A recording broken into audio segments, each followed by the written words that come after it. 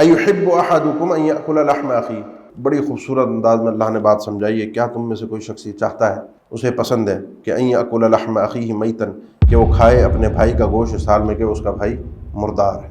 مرا ہوا آدمی ہے، اور اس کا گوشت تم نوچ نوچ کے کھا رہے ہو، پسند کرو گے؟ ابن عباس فرماتے ہیں یہ مثالی استقذار، حرام مستقذر، طبعی طور پر ایسا کام ہے جو انسان کی دل، اس کی اندر کی طبیعت قبول نہیں کر سکتی کہ کسی مردہ کا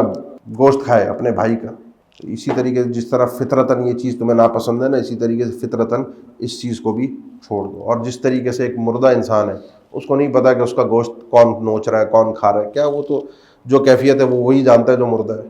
اسی طریقے سے وہ آدمی جو اس وقت محفل میں موجود نہیں ہے اور میں اس کی برائیاں ذکر کر رہا ہوں، اس کو بھی نہیں پتا کہ پیچھے میری کیا کیا باتیں ہو رہی ہیں۔ حسن رضی اللہ تعالیٰ عنہ کے پاس ایک شخص آیا، کہنے لگا مجھے پتہ چلا آپ نے میری غیبت کی ہے، کہنا تمہاری اتنی حیثیت نہیں ہے کہ میں تمہیں اتنی اہمیت دوں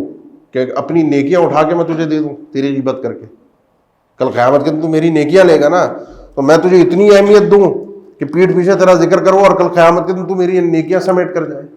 یہ بھی سوچ لیجئے، صرف یہ مردہ گوشت کھانا نہیں ہے، بلکہ یہ کہ جس کی بات ہم کر رہے ہیں وہ عیب اس کے اندر ہے، اور پیٹھ پیچھے میں صرف اپنے مزے کے لیے، اپنے نفس کی تسکین کے لیے، اپنے آپ کو بڑا ثابت کرنے کے لیے جو پیٹھ پیچھے باتیں کر رہا ہوں، میری جتنی نیکیاں ہوں گی کل یہ سب قیامت کے دن مفلس والی یہ جو حدیث ہے وہ سب تقسیم ہوں گی۔ جو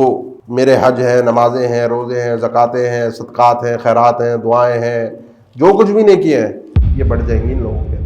اس لیے اپنے آپ کو مفلس، خلاش، مظلوم مت بنائیے، کل قیامت کے دن نیکیاں لینے والوں میں سے ہوں، نیکیاں بانٹنے والوں میں سے نہ ہوں۔ اور اگر کوئی آپ کو آ کر بتائے کہ فلاں نے آپ کی غیبت کی ہے، کئی سلف کے واقعات ملتے ہیں، وہ نمام جو ہوتے ہیں نا، جو ادھر کی ادھر کرنے والے، لڑوانے والے، یہ آپ کے فلاں تو فلاں محفل میں بیٹھا ہوا آپ کے لیے یہ بات کہہ رہا تھا، آپ کے متعلق یہ تبصرہ کر رہا تھا، تو کئی سے ایک سے منقول ہے، وہ کہتے ہیں اس نے مجھے پتھر مارا تھا جو مجھے لگا نہیں، اور تو نے اٹھا کر لا کر وہ پتھر اب میرے منہ پہ مار دیا، اس نے میرے اوپر گند پھینکی تھی جو مجھ تک پہنچی نہیں، تو جو بیچ میں جو ڈاکیے کا کام کر رہا ہے، پوسٹ مین بنا ہوا ہے، اور لا کر میرے اوپر تو نے وہ گند پھینک دی۔ تو ان طرح کے دونوں لوگوں سے بچیے، اور بچیے بھی، اور ان طرح کے دونوں لوگوں کی طرح بننے کی بھی کوشش نہ کیجیے۔ اگر کوئی ایسی عادت ہے اس کو بھی چھوڑنے کی کوشش کیجیے، کیونکہ اخوت ایمانی کے خلاف ہے۔